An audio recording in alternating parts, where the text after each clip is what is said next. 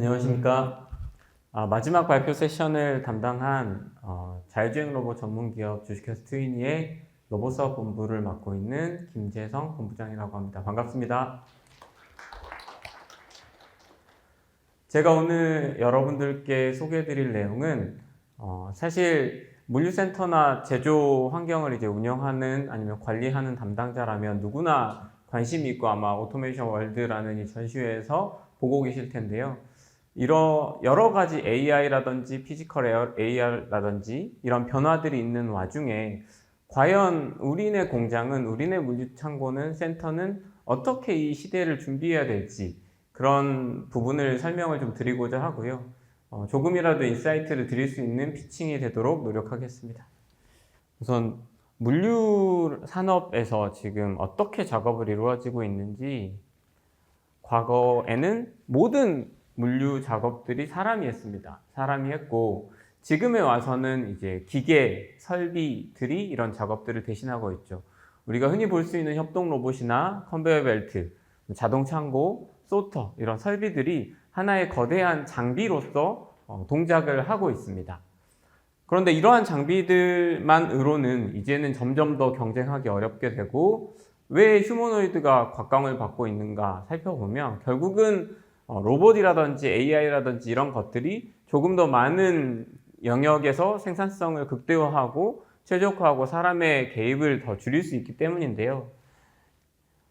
결국 대체 지금의 산업은 가만히만 있어도 왜 위기냐라고 하면 첫 번째로 이제 소비자들의 눈이 점점 더 높아지고 있습니다. 물류센터를 쳐다보면 이제 새벽 배송이라든지 심지어 당일 배송이라든지 이런 것들이 요구되고 있고, 공장을 쳐다보더라도 사용자들이 오래전부터 하나의 물건을 계속 사는 게 아니라 조금이라도 트렌드를 바꾸고 따라가는 그런 변화가 점점 더 많아지고 있습니다.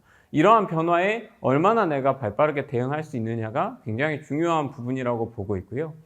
우리나라도 그렇지만 선진국들을 보면 생산 인구가 점차적으로 너무나 줄어들고 있습니다. 이러한 생산 인구가 감소되고 있기 때문에 자동화라는 건 너무나 당연한 방향성이 될 거고요. 여러 분야에서 결국 기계와 설비와 같이 일을 하게 되면 안전에 대한 리스크가 점점 커집니다. 결국 사람이 안전에 대한 리스크가 있는 작업들을 얼마나 덜 하게 만드냐가 되게 중요한 자동화의 포인트라고 할 수 있고요. 마지막으로 이제 아까 설명을 드렸던 고정된 설비가 계속해서 많이 사용될 거냐 아니면 점점 더 유연한 포인트로 갈 거냐라고 하면 고정된 설비는 대체할 수 없는 영역까지 사용이 되게 될 거고, 그 외에는 점차적으로 유연한 설비로 흐름이 바뀌어 가게 될 겁니다. 이런 부분들이 결국은 우리가 자동화를 해야만 하는 이유를 말하고 있고요. 다만 여러 현장을 보면 실제로 제조 현장 공장이든 아니면 물류 창고든 자동화를 적극적으로 리소스를 투입하거나 시도하지 못하는 경우가 있습니다. 그 가장 큰 이유는 현장의 변동성이 아주 큽니다. 물류센터만 쳐다보겠습니다. 물류센터 같은 경우는 내가 어떤 행사를 하면 물량이 엄청나게 많이 필요하고, 행사를 하지 않으면 스탠다드한 물량이 나오죠. 제조 현장을 바라보더라도 사실 굉장히 많은 우리나라의 제조 기업들이 설비 이외에 다품종 소량 생산을 요구받는 경우도 되게 많습니다. 공작기계와 같은 산업이 특히 그렇고, 그런 부분에 있어서 그러면 언제까지 이 자동화를 하나의 거대한 설비처럼 넣냐라고 하면 결국 그런 공장들이나 물류센터들에는 생각보다 많은 부분이 자동화되어 있지 않습니다. 우리는 뉴스에서 휴머노이드를 보고 있지만 실제 그곳은 자율주행 로봇조차 없고 AGV조차 없고 로봇팔조차 없는 곳들이 많습니다. 그런 부분이 있다 보니 결국 사람들은 바코드 리더기라든지 PDA라든지 조금씩 사람의 편의성을 높이는 관점으로 자동화를 시도하고 있습니다. 피지컬 AI 시대가 되면 가장 크게 달라지는 부분은 유연성이 확보되는 겁니다. 예전에 이제 거대한 장비 설비처럼 한번 딱 도입을 하면 이걸 못 바꾸는 부분이 사실 상대적으로 제조 공장, 물류센터에 너무나 큰 부담이 되었는데, 그래서 기계라는 컨베이어 벨트를 깔고 여러 가지 장비들을 넣고 자동 창고를 넣고 할 때 이 마음의 부담이 커서 굉장히 여러 업체들이 생각보다 많은 시도를 하지 못한 경우가 있었습니다. 하지만 피지컬 AI나 AI나 AMR이라는 자율주행 로봇과 함께하면 마치 사람처럼 이 하나의 에이전트들이 각각의 동작들을 하기 때문에 기존처럼 자동화 영역은 동일하게 유지하면서도 유연성 또한 확보할 수 있다는 장점을 갖게 됩니다. 사람이 원래는 이제 반복적이고 이런 동작들도 많이 참여를 했고 한다면 대부분의 영역을 점차적으로 자동화 관련된 AI나 로봇들에 넘기고 사람은 이제 조금 더 고부가가치를 낼 수 있는 의사결정이나 기획 같은 영역으로 업무가 바뀌게 될 겁니다. 이런 형태로 바뀌게 되면 결국은 대부분의 작업들이 자동화로 이루어지고 판단과 결정도 로봇들이 진행을 하게 되고 결국 인력난 문제를 해결할 수 있겠죠. 그리고 서비스 품질도 이 더 높아진 생산성, 더 높아진 유연성을 통해서 해소할 수 있을 겁니다. 마지막으로 사람이 작업 공간에 더 많이 들어가지 않게 됨으로써 안전도 확보할 수 있게 됩니다. 지게차가 원래 다니던 공간에 로봇이 들어가기만 하더라도 사실 지게차와의 안전사고보단 로봇과의 안전사고가 훨씬 더 낮아진 확률이 되고 로봇이 사람이 그 운전자도 아니고 작업자도 아니게 되면 그곳에서의 안전성도 더 확보할 수 있게 되는 걸 예로 들 수 있습니다.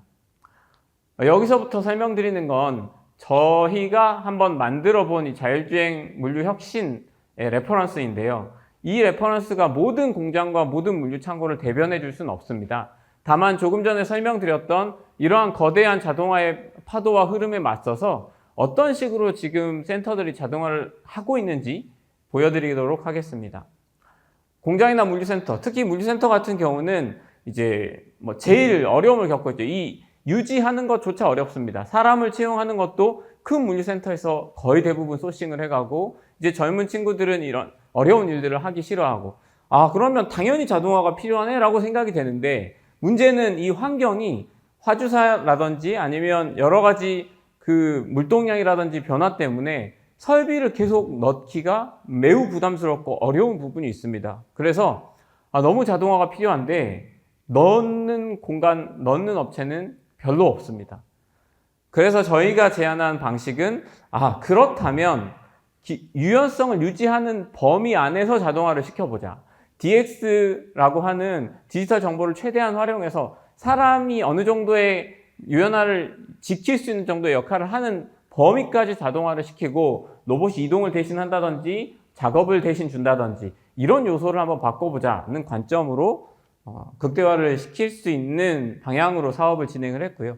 그래서 저희가 나르고 오더 피킹 솔루션이라는 사람과 협업하는 모델에 기존의 물류센터에서 그대로 사용할 수 있는 피킹 솔루션을 개발했고 지금 이제 2년, 3년차 사업화를 진행하고 있습니다. 벌써 고객사나 이제 센터에 들어간 곳이 굉장히 많을 만큼 각광을 받고 있고요. 제일 중요한 포인트는 지금 뭔가 신공장, 신물류센터를 만들지 않아도 지금의 현장 그 자체에 사람을 대신해서 로봇을 넣고 운영할 수 있다는 부분이 포인트입니다. 제가 간단히 설명을 좀 추가로 드리면 이제 물류센터에 기존의 작업자가 10명이 작업을 하고 있습니다. 대차를 끌고 다니면서 저 넓은 물류 창고에서 작업을 피킹하고 그 물건을 찾고 확인하고 이제 가지고 오는 것까지 작업을 하고 있었는데 이제 이 부분을 사람의 역할을 이제 사람의 손이죠. 그 넓은 물류센터에서 변화가 많은 그 환경에서 사람의 손은 사람이 그대로 그 피킹지에 위치해 있고 로봇은 어떤 물건을 어디에서 피킹해야 되는지 알려주면서 마치 컨베이어 벨트처럼 타고 다음 장소로 스스로 날라줍니다. 원래 기존에 사람 10명이 작업하던 걸 5명, 6명 정도 아니면 더 많은 사용을 할 수 있으면 3명, 4명이서 충분히 전체 작업을 끝낼 수 있고 물류창고 그대로 바꿈이 없기 때문에 사실 굉장히 쉽게 도입하거나 이전 설치를 하거나 변경할 수 있습니다. 저희가 청소 로봇을 사서 집에서 쓰는데 이사 간다고 이 로봇을 바꾸지 않지 않습니까? 그런 것처럼 이 로봇 그대로 다음 센터 여기서 이제 물동량이 떨어지면 다음 센터로 그냥 들고 가서 사람처럼 빠르게 설치하고 운용시킬 수 있습니다.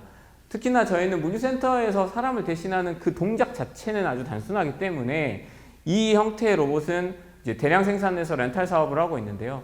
사람을 고용하는 것처럼 로봇을 즉시 고용을 하고 사람 대신 로봇을 넣어서 즉시적으로 비용 절감, 효과, 생산성 향상 이런 것들을 볼 수 있게 하는 부분입니다. 저희 제품의 가장 큰 특징은 결국 저희도 휴머노이드처럼 사람처럼 동작해야 된다는 것에 포인트를 갖고 있고요. 주위에 어떠한 바닥, 랙, 어디에도 무엇도 붙이지 않습니다. 그냥 그 공간 그 자체를 로봇이 인식하고 운영할 수 있게 하는 부분이 저희의 가장 큰 장점이라고 할 수 있겠습니다. 네, 조금 전에 설명드린 그런 로봇들이 실제로 어느 포인트에 이제 강점이 있는지 소개를 드리는 영상인데요. 기본적으로 피킹을 원래 하는데 문서를 보고 위치를 찾고 찾아가서 물건을 담고 그리고 또 다음 장소로 이동하고 이 장소가 로봇이 이미 장소를 알려주는 로봇에 가서 담기 때문에 피킹 시간 자체가 절반으로 줄고 생산성은 보통 3배 정도 늘어납니다. 당연히 그에 비례해서 인건비는 줄어들고 오피킹이라고 하는 것도 미리 위치를 알려주기 때문에 줄어들죠. 물론 여러분들이 아마 물류센터에서 볼 수 있었던 많은 대형 설비들 같은 경우는 훨씬 더 자동화가 잘 되어 있습니다. 다만 그러한 설비들은 한번 도입을 하면 바꾸기가 어렵고 캐파도 변경하기가 어렵고 이 변동성이 매우 취약한 부분이 단점인데요. 저희는 로봇이 사람의 유연성을 유지하는 한도 내에서 기존의 바닥 인프라를 충분히 활용할 수 있게 기존의 사람이 작업하는 환경을 충분히 활용할 수 있을 정도의 생산성을 유지하는 그런 방식으로 솔루션을 제안을 했습니다. 이 현장 같은 경우는 이제 경량렉입니다. 경량렉에서 로봇이 다니면서 경량렉 속까지 들어가는 거는 사실 더 효율성이 떨어지겠다라고 판단을 해서 PDA 시스템과 인테그레이션을 했고 로봇이 PDA를 들고 그 사람이 PDA를 들고 로봇에 찍고 그 물건들을 피킹해서 로봇에 실어주는 그런 약간 또 그 안에서의 분할을 또 시킨 그런 솔루션이고 여기도 마찬가지로 굉장히 만족하면서 사용하고 계십니다. 물건의 양, 종류, 그리고 장소 이런 것들이 너무나 빈번하게 바뀌는 물류 창고에서는 그 커머스 물류에서는 이런 솔루션이 분명히 강점이 될 거라고 저희는 판단하고 이 시장으로 나아가고 있습니다. 조금 전까지는 이제 흔히 말하는 유통 물류, 커머스 물류 아니면 1PL이나 3PL 같은 3자 물류나 1자 물류에서 물류센터를 운영함에 있어서 사용할 수 있는 부분을 설명을 드렸습니다. 사실 물류센터라는 곳의 특성상 어쩔 수 없이 유연성을 과도하게 요구하고 이런 과도하게 요구하는 유연성에 대응하기 위한 전략의 솔루션을 설명을 드렸고요. 지금부터 설명드릴 부분은 이제 그러면 제조 물류는 뭐가 다르냐? 제조 물류는 사실 다릅니다. 제조 물류의 특징은 그렇게 유통 물류처럼 빈번하게 바뀌지는 않습니다. 다만 이곳의 특징은 이 현장에 맞춤형으로 솔루션을 제작해 줘야 됩니다. 왜냐하면 모든 제작 공정들이 다 자기만의 노하우와 자기만의 방식과 자기만의 레이아웃이 있기 때문인데요. 그래서 저희는 이 제조 물류 쪽에서는 현장 맞춤형을 쉽게 해야겠다. 그리고 하드웨어적으로 현장 맞춤형을 쉽게 한 이후에 제조 공장도 바꾸지 않을 것 같지만 꽤나 바뀜이 있습니다. 매년 새로운 설비를 어떻게 넣고 조금씩 큰 틀에서는 바꾸지 않지만 조금씩 이 제조 공정을 효율화하고 바꿔가는데 트렌드를 맞춰가는데 노력을 합니다. 그런데 문제는 기존의 설비형 AGV라든지 이런 방식을 보면 한번 설치를 하면 이 설치된 이 공간은 고정이 되어 있고 이제 결국은 이 제조 공간을 바꾸는 것에 이런 AGV라든지 이런 것들이 일종의 하나 바꿀 수 없는 하나의 틀처럼 작용을 합니다. 마치 설비를 도입한 것처럼 동작을 하는 거죠. 그런 부분을 저희는 좀 바꿔보려고 이 솔루션을 준비를 했고요. 그래서 저희가 이제 제조 물류 쪽에서 내세울 수 있는 가장 강력한 솔루션은 고객도 손쉽게 이 로봇의 동선이라든지 로봇의 시나리오라든지 로직이라든지를 바꿀 수 있게 했습니다. 그래서 고객도 마치 저희가 로봇 청소기를 들고 우리 집을 이제 매핑해라고 하면서 이렇게 쓰는 것처럼 공장에서 조그만 교육을 받은 직원이 직접 고객이 이 로봇을 사용할 수 있게 제공을 해드리려고 그 스마트 자동화 소프트웨어 솔루션을 탑재를 하고 사용을 시키고 있습니다. 말씀드린 것처럼 하드웨어적으로는 커스터마이징 용이하게, 소프트웨어적으로는 자기가 직접 로직을 구성하고 수정할 수 있게 이런 부분이 저희 제품의 특징입니다. 레퍼런스를 몇 가지 소개해 드리겠습니다. 이 현장 같은 경우는 AGV를 마그네틱을 이용한 AGV고 실제 완전 자동화를 구현한 현장인데요. 1.5톤까지 핸들링이 되고 사실 이곳이 갖고 있는 어려움은 이제 24시간 그리고 365일 운영되는 공장의 현장입니다. 원래 지게차가 운영이 됐던 현장이에요. 원래 지게차가 운영이 됐던 현장에 로봇이 투입됨으로써 안전에 대해서 훨씬 더 보장을 받게 되었고, 이제 관련해서 여러 이 태스크 관련된 로직들을 고객사 맞춤형으로 저희가 맞춤형 개발을 해서 제공을 해드리는 현장입니다. 결국 고객은 이러한 자동화를 원해요. 내가 어떠한 손도 대지 않고 자기가 알아서 최대한 자동화가 다 돼서 운영이 되길 원합니다. 그게 보통 우리가 흔히 말하는 완전 자동화인데요. 이런 완전 자동화로 조금씩 가기 위한 단계로 하나를 예시를 보여드렸습니다. 그럼 저희가 만든 제품이 특징이 이제 베이스 플랫폼 위에 희망하는 탑 모듈을 컨베이어든 리프트든 아니면 로봇 팔이든, 지금은 이제 모바일 매니플레이터가 좀 핫하게 다가오고 있는데요. 그런 것들을 필요한 대로 붙여서 사용할 수 있다는 점입니다. 이 하부 플랫폼에서 데이터 관련된 인터페이스부터 배터리 전원까지 공급을 하면서 동작을 시키기 때문에 사실 재사용성도 나중에 충분히 할 수 있도록 되어 있습니다. 이 제품은 이제 저희가 반도체 공장 쪽에 총 5대 정도 납품한 그 제품인데요. 로봇팔을 얹어서 결국 특정 물건을 이제 바코드 리딩을 시켜서 이제 물건을 들고 보관을 시켜서 들고 가서 다음 현장에 집어넣어 줍니다. 이 앞서 설명드린 그런 리프트 타입과 이런 암 타입 보면, 앞서 설명드렸던 이제 피킹 로봇과 가장 큰 차이점은 사람의 개입이 없이도 자동화를 할 수 있다는 부분이고요. 설명드렸던 이제 스마트 자동화 소프트웨어 솔루션입니다. 보시면 저희 사무 공간 안에서 가볍게 매핑을 하고 거기에서 어떤 로직을 입혀서 동작을 시키기까지 한 7분 정도 걸렸습니다. 실제로 매핑하는 것도 정말 쉽고 배울 수 있고 상위 어떤 연동이라든지 이런 것도 매우 쉽게 할 수 있습니다. 저희가 개발자 포럼이 열려 있는데요. 그 포럼을 통해서 뭐 챗GPT라든지 아니면 클라우드라든지 이런 것들과 연동을 하는 것부터 다양한 지도를 만들고 길을 만들고 로직을 입히고 이런 것들도 필요하면 얼마든지 배워서 개발하고 테스트하고 운영해 볼 수 있게 되어 있습니다. 이런 부분이 결국은 고객사의 관점으로 보면, 내가 이번에 한번 설치를 하고 나면 바꿔야 되는 상황이 생기더라도 금방 바꿀 수 있겠네. 개발자가 없어도 되네. 심지어 예전에 설비형으로 커스터마이징을 한 경우는 그 개발을 했던 소프트웨어 담당자 개발자가 퇴사를 해버리면 다시는 수정 보완을 할 수가 없었어요. 뭐 소프트웨어의 특징이 뭐 재부팅을 하면 기본적으로 동작을 하니까 그런 거는 크게 상관이 없었는데, 우리 이번에 이동선으로 한번 더 가고 싶어 라고 하는데 그 개발자가 그때 막 로우 레벨로 코딩을 하고 퇴사를 해버리면 방법이 없었습니다. 하지만 저희는 이 솔루션을 이용해서 저희의 개발자가 아닌 CS 엔지니어, 그냥 설치 엔지니어도 손쉽게 개발하고 수정하고 할 수 있고, 심지어 고객사에서도 설비기술팀, 운영팀이 얼마든지 배워서 수정할 수 있게 제공을 하고 있습니다.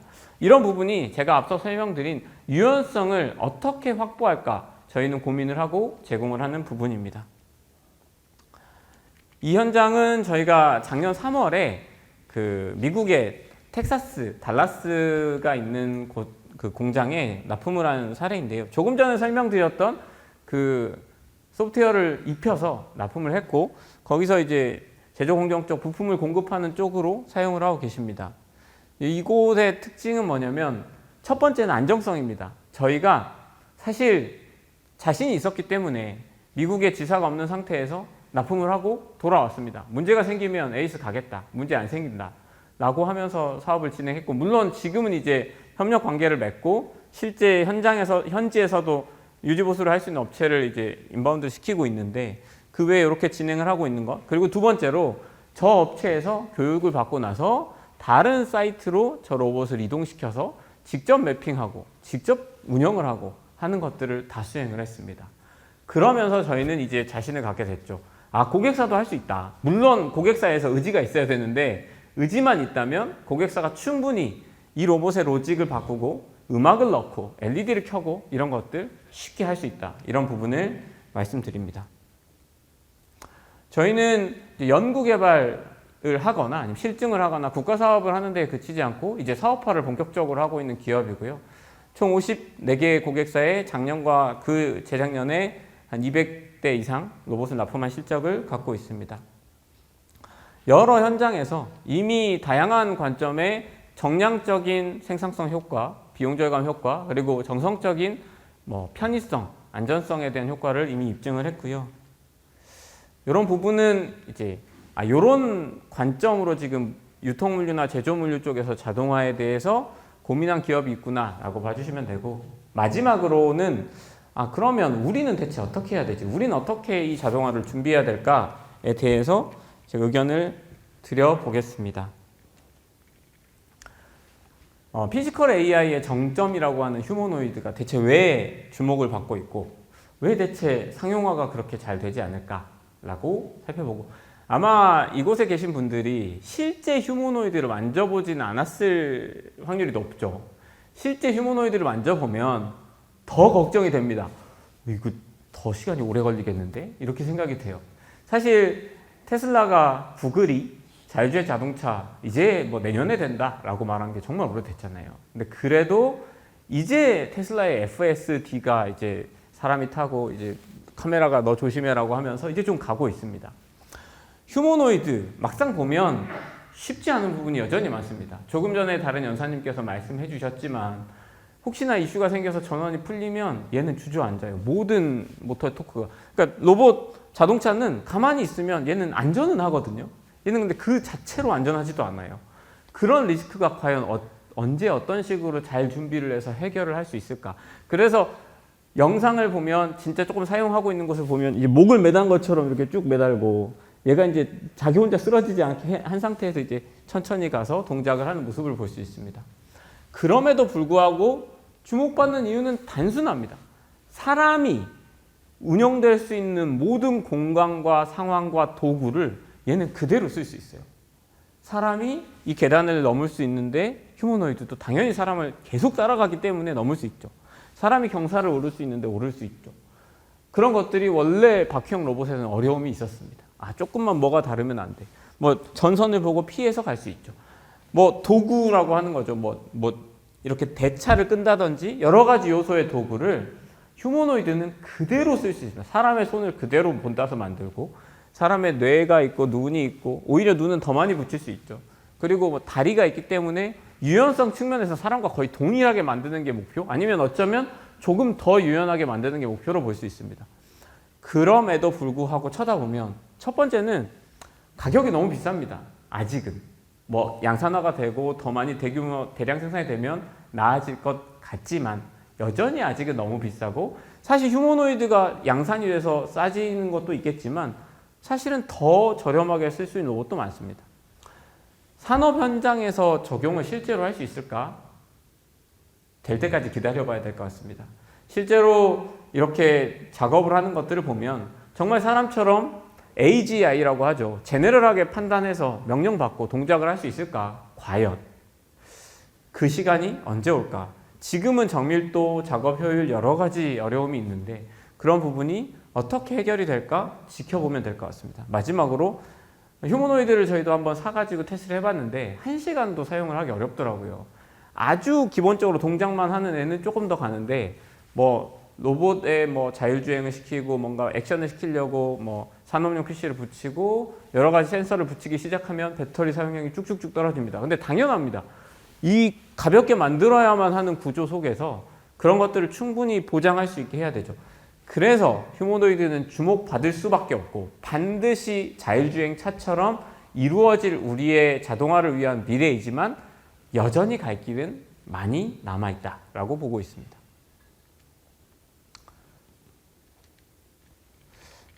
옵티머스인데요. 이게 맨 처음 나왔을 때만 해도 사람들은 사실 경악을 했습니다.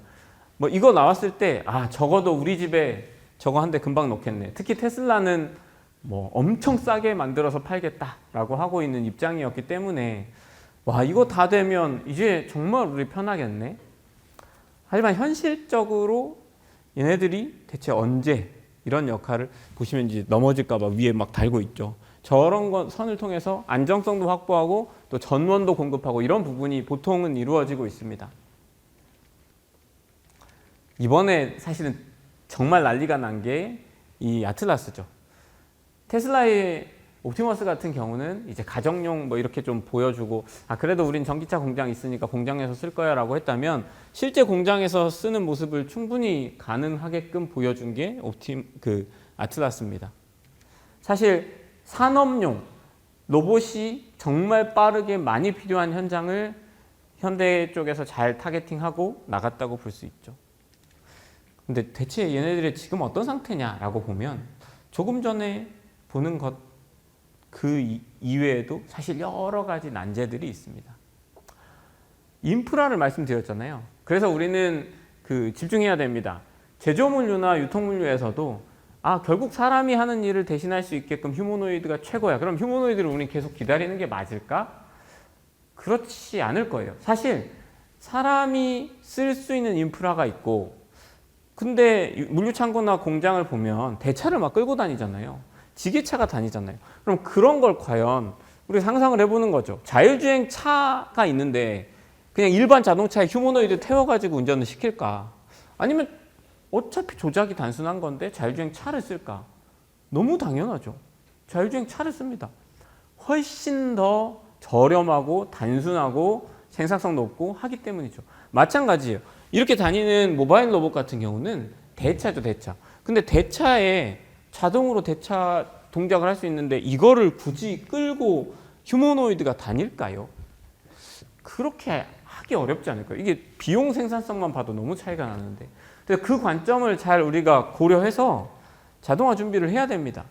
그런데 CES에 꼭 대표님들이 갔다 오시면, 야, 내가 저 전시회에서 봤는데 이거 다 되던데 너 왜 이러고 있냐? 너 왜 이거 아직 완전 자동화 안 하고 있냐? 빨리 완전 자동화 할 방법 마련해가지고 다음 주까지 보고해 라고 하십니다. 현실을 들여다보면 완전 자동화가 아니라 단순한 자동화도 안 돼 있는 물류센터 공장이 너무 많아요. 근데 대표님이 한번 갔다 오시면, 임원분들이 갔다 오시면, 야, 무조건 너 다 되더라 내가 보니까 해내 라고 하고, 어떡하지? 근데 또 대표님 말을 들어야 되거든요. 3번 화끈하게 갑니다. 그리고 나서 어렵다. 뭐가 바뀌었는데 이건 안 바뀌네. 문제가 있네. 하고 어딘가에 처박혀 있는 경우도 너무나 많고, 결국은 못 쓰는 경우도 너무나 많아요. 그렇게 한번 실패하고 나면 이거 투자하지 말자. 너 보장할 수 있어? 그래서 저희도 사실 레퍼런스가 아무리 있어도 POC를 하자부터 출발합니다. 이런 부분이 있어요. 그래서 본질이 멋있는 거 완전 자동화가 아니라 내가 갖고 있는 이 도메인과 이 센터와 이 공장이 어떤 특징을 갖고 있고 이 특징에서 어느 정도의 자동화가 현재 적합할까를 고민을 하는 게 자동화의 본질이라고 저는 생각을 하고, 이 미래 물류를 준비하고 기다리는 부분이라고 봅니다. 맨 처음에는 사실 저희가 센터를 가보면 아예 DX가 안 돼 있는 것도 있어요. WMS가 없고 ERP가 없는 것도 있습니다. 그냥 숙련된 작업자분들이 그냥 손으로 막 옮기고 대충 저기 있으니까 막 눈으로 보고 뜯고 이렇게 하고 계세요. 그런데 정말 휴머노이드가 들어왔다고 해도 휴머노이드가 저걸 다 이렇게 가고 기억하고 이게 맞을까요? 아닐걸요. 결국은 자동화의 기본 본질은 데이터화부터 출발합니다. 데이터화를 시키고 WMS, MES, MCS들을 이제 구축하는 것부터 하고, 그 다음에 이제 로봇들을 이용해서 물류 이송을 자동화를 하고, 만약에 물류 이송뿐만 아니라 뭐 고정된 설비처럼 크게 변화가 없는 환경이라고 하면 아까 보여드린 리프트 암처럼 완전 자동화를 도모하고, 거기에서 더 나아간다면 실제로 최종적으로는 휴머노이드나 이런 것들이 합쳐져서 저희는 지능형 자동화라고 하죠. 유연성이 붙는 겁니다. 이제 휴머노이드가 이 물건 내일부터는 너 이거 말고 요거 들어라고 이제 지시를 받고 거기에 따라서 변화해서 움직이게 되는 거죠. 원래 하나의 룰만 딱 집어넣고 동작시키는 게 아니라 여러 가지 유연한 변경을 스스로 할 수 있게 자동화를 시키는, 단계적으로 이렇게 준비를 해야 되는데 4번까지 우리 계속 기다려도 되냐? 그렇진 않습니다. 결국 지금 당장 우리 센터에 가장 필요한 정도의 단계 자동화를 해놔야만 그 자동화 단계에서 얻은 수많은 데이터가 지금 테슬라의 FSD처럼 쌓이고 최적화되고 고도화되는 겁니다.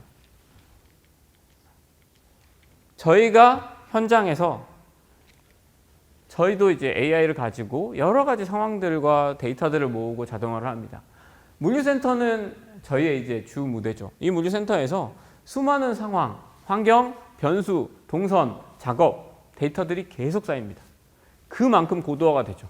어떤 물류센터에서는 이제 이 동선까지를 정확하게 로봇이 다 자동화를 하고, 어떤 물류센터는 이제 뭐 어떤 요소까지만 자동화를 하고, 그 영역까지는 우리가 데이터를 모으고 이 데이터를 학습을 시킬 수 있게 만들어 놓고, 이게 이제 누적되고 축적되면 어떤 단계로 다음 자동화가 이루어지더라도 유리합니다. 왜냐하면 사실 물류센터든 공장이든 나만의 센터, 나만의 공장이거든요. 제네럴한 건 없습니다. 나의 최적화된 데이터를 지속적으로 쌓고 거기서 고도화를 시켜야 됩니다. 저희는 앞서 설명드린 것처럼 유연성, 사람처럼이 모토인 기업이고요. 이 사람처럼 자동화를 시키기 위해 일단 자율주행 로봇, 그리고 저희도 모바일 매니플레이터 이런 것들, 휴머노이드도 협력을 맺고 무인지게차도 협력을 맺고 이렇게 발전시키고 사업을 열어가고 있습니다. 단계적으로 현장 상황에 맞게 시나리오를 준비하고 제안을 하고 있고요. 저희는 완전 자동화를 요청하지 않습니다. 오히려 특정 이 현장, 이 물성, 이 도메인에 맞는 자동화를 제안드리는 그러한 설계 파트너로서 활동하고 있습니다. 늦은 시간까지 너무 감사드립니다. 감사합니다.